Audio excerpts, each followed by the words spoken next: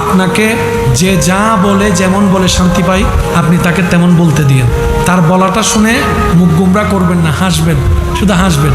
যদি জিজ্ঞেস করে আমি তোরে বকলাম, বকা দিলাম, মন্দ বললাম, তুই হাসলি কেন, আপনি শুধু এতটুকু বলবেন, এই অশান্তিময় পৃথিবীতে কেউ কারো শান্তি এনে দিতে পারে না।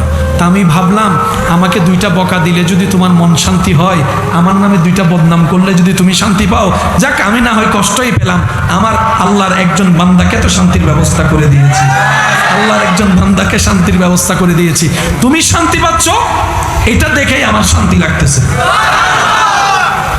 মনে থাকবে ইনশাআল্লাহ।